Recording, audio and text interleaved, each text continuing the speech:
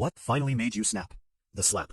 The sharp crack of the owner's hand hitting the pregnant waitress's face froze the entire restaurant. Forks stopped midair. Conversations died instantly. All you ever do is complain, the owner yelled. You're lucky I even let you keep this job, shouted Mr. Keller. The waitress clutched her cheek, trembling. Please, sir, I need those tips for the hospital, she begged. Tips? He laughed. You cost me more than you're worth. He grabbed her arm and dragged her toward the kitchen. My baby is due next month. Please, she cried. Not my problem. She stumbled and fell. Now clean that up, he snapped, pointing at the shattered glass jar on the floor. The same jar he'd dropped after stealing his employees' tips. She knelt down, shaking, picking up shards of glass with bare hands, quietly sobbing. That's when I stood up. I lifted the heavy ceramic plate above my head. Hey, I whistled, then slammed it onto the marble floor. Crash. Everyone screamed. What the hell are you doing? Keller shouted as I grabbed another plate and dropped it. Sir, those cost 700 euros each, he yelled. I shrugged, grabbed a glass from the window, and let it fall too. Then I moved to the next table and swept everything off. I'm calling the police, he screamed. Please do. He rushed at me and grabbed me by the collar. You'll pay for every single piece, and for everything people have had to endure under you. I smiled, while he screamed in my face. The entire restaurant watched in silence, all thinking the same thing. Why is this stranger destroying the place? The police arrived quickly, looking just as confused as everyone else. Keller released me and straightened his jacket. Finally, officers, arrest this man, he demanded smugly, pointing at me. One officer raised an eyebrow. You want us to arrest him? I shook my head and smiled at Keller. Why don't you arrest him instead? He's the one who assaulted my pregnant sister and threw her to the floor.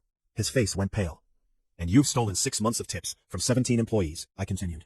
All recorded on your own security cameras, the ones you erase once a year.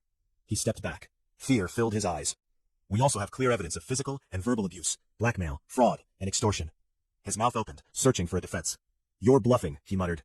3 of your employees have been wearing microphones for the past 2 months, I said calmly. We have everything. Wage theft, even that little side business where you pay undocumented immigrants in cash. The officers pulled out their handcuffs. One of them leaned toward me and whispered, Detective, the warrant's ready. Keller's eyes widened. His mouth went dry. Oh, I added casually, pulling out my badge. I forgot to mention that part. I've been building this case for months, I said.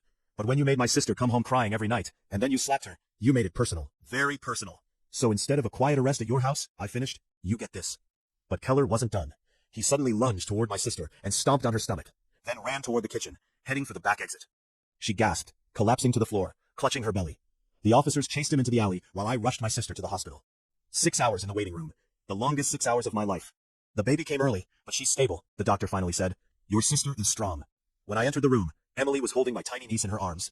5 weeks early, she whispered, but she's perfect. What happened to him? She asked. I sat beside her and smiled. Your boss? Dozens of former employees came forward. The case just keeps growing. And let's just say, prison isn't treating him kindly. I almost feel bad. You shouldn't, I said softly. He stomped on you. He deserves to be stomped back. Emily smiled weakly, then looked at me. Hey, do you think I should have told him I was undercover?